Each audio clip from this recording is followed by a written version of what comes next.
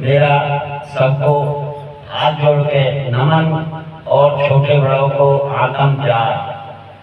मैंने दास बाबू ने लिखी एक कहानी, घर घर की मोह जवानी। हर घर में होते हैं माँ पिता की जगह जायदाद के हिस्से। हर घर में होते हैं माँ पिता की जगह जायदाद के हिस्से।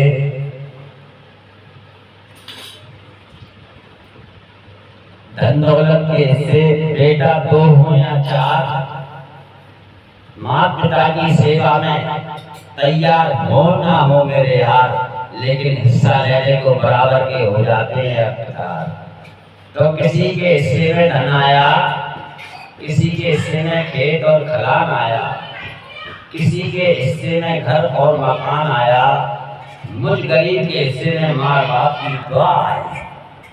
मैंने उस माँ बाप की दुआ से बहुत दौलत कमाई और हर कार्य में सफलता पाई, और मेरे पीछे रह गए सारे सबरे भैया बंद और भाई। जब लगी बदवा माँ पिता की 10 सालों की कैसी आफत आई। अंत समय खाट गोड़ गोड़ के भाग गए बीवी बच्चा और बहू और लोगाई।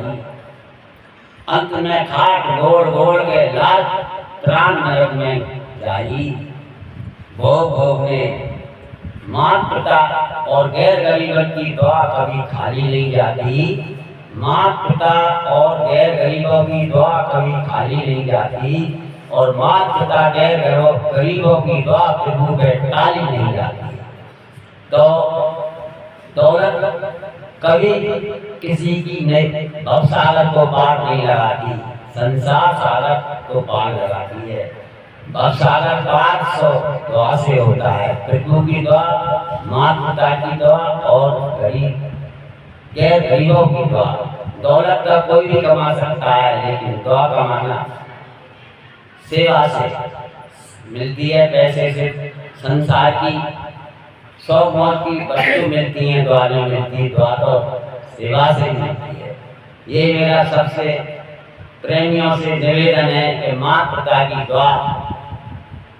दौलत कमाना जीवन भर का है, लेकिन माँ पिता की दुआ बार बार नहीं मिलेगी। गैर गरीब मानव पैसे की दम पे गाड़ी घोड़ा कार मोटर लेके समाज में तो इज्जत बना लेता है, लेकिन वो भूल कर्म कौन सा है जिसको करने से प्रभु की नजर में शान हो जाएगी। मानव माँ पिता का भाई बंधु कुटुंब कभी